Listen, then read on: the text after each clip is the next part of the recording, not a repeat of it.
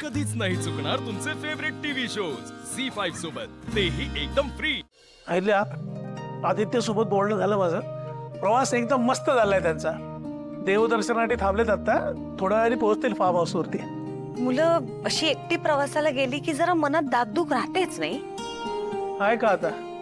अगं तूच तर म्हणाली होतीस ना, मुलांना आता त्यांचं त्यांचं बघू दे. हो म्हणाले होते, पण शेवटी आईचं मन आहे ते श्रीकांत. ते शांत बसेल का? फक्त आईचंच ना. काय रे श्रीकांत तू? वहिनी तुम्ही ते काय दामिनी? तर महत्वाचं बोलतोय ना. ओ सॉरी, बोला. पहिल्या चेष्टेचं जाऊ दे, मला खरं कारण सांग, तू आदित्य बरोबर का नाही गेलीस? खरं म्हणजे जे आहे ते खरंच कारण सांगितलं मी. हिल्या, तुझं मन ओळखू शकतो मी, तुला माहितीये. बापरे, या वयात सुद्धा यांचं गोलगोल संपतच नाहीये. आणि आमचे हे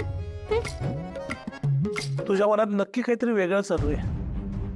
श्रीकांत, माझ्या मनात जरा काही वेगळं चाललेलं असलं की तुला लगेच कळतं ना रे. सांग आता.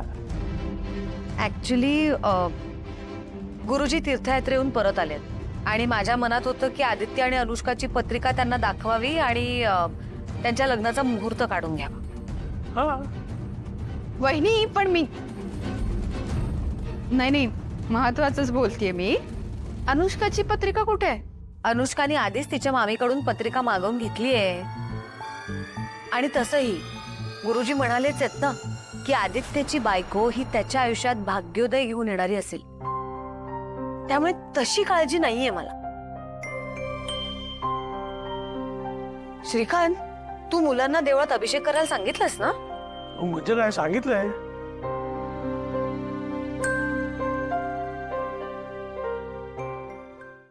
माझी भाची या घरात आली असती तर आदित्यचं भाग्योदय घेऊन आली असती. ही अनुष्का मला जरा आगाऊच वाटते. तुम्हाला पण वाटते ना?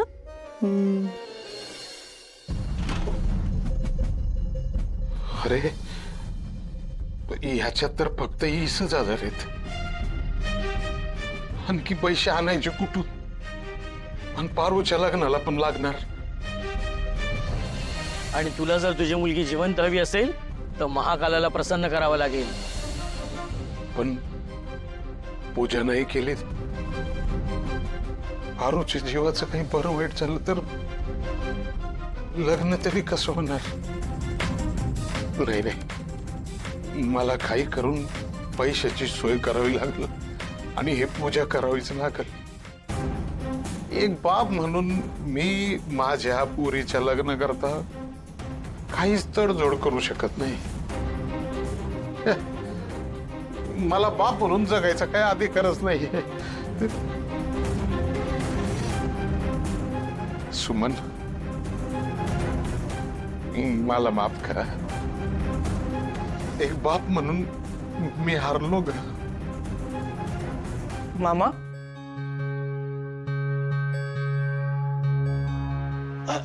अरे प्रीतम बाबा, या ना, या ना बाई साहेब. बसा बसा. नाही ठीक आहे. नाही ठीक आहे. मारुती मामा, मला सांगा, सगळं नीट आहे ना? नाही म्हणजे आज तुम्ही खूप वेगळे वाटताय. खूप चिडचिड होतीये का तुमची? मी तुम्हाला एवढा चिडलेलं कधीच बघितलं नाहीये. मगाशी गेटवर पण बरं जाऊ दे. मला सांगा, काही झालंय का? काही प्रॉब्लेम आहे का? नाही. मामा बसा. तुम्ही या बसा या.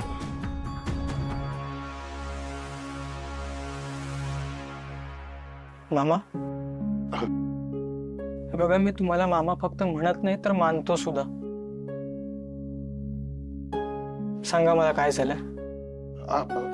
नाही, खरंच तसं काही नाहीये. काही असतं तर मी हक्काने सांगितलं असतं ना तुम्हाला. बरं मारुती मामा, तुम्हाला पारूची काळजी वाटते का? तसं असेल तर तुम्ही अजिबात काळजी करू नका. आदित्य सर आहेत ना तिच्यासोबत, आणि अनुष्का पण आहे. ते घेतील तिची काळजी. हं? हा हा पण नाही तसं काही नाहीये. मामा जे काय असेल ते बोला ना. हे बघा तुम्हाला असं अस्वस्थ बघून ना आम्ही पण अस्वस्थ होतो. नाही पण खरंच तसं काही नाहीये. नक्की? हा हा एकदम.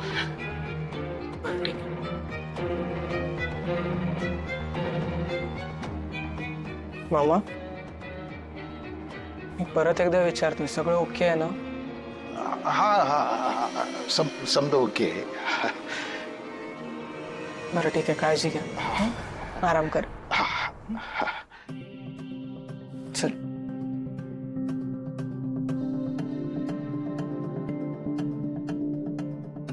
आता कशी करायची ही पूजा?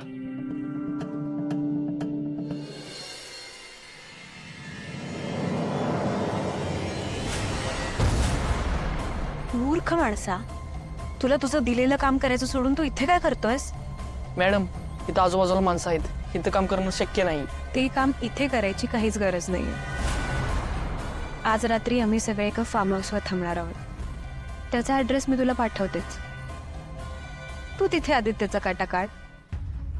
उद्याचा सूर्योदय त्याने बघता कामा नये. अशी संधी परत परत मिळत नाही. होय मॅडम, तुम्ही बिनधास्त राहा. मी बिनधास्तच आहे. आणि हो, माझ्यावर पण वार करायचा आहे तुला. काय? हळू. तुमच्या पण? हो, माझ्यावर पण. त्या अहिल्याला डाऊट येतं कामा नये ना. आणि तोंडावर वगैरे वार करू नकोस ना. हातावर कर, एखादा कट वगैरे दिलास तरी चालेल. आणि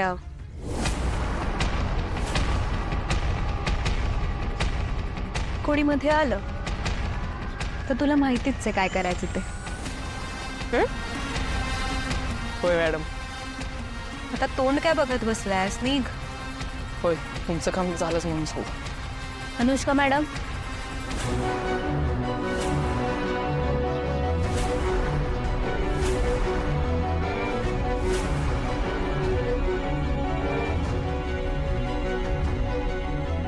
पारू,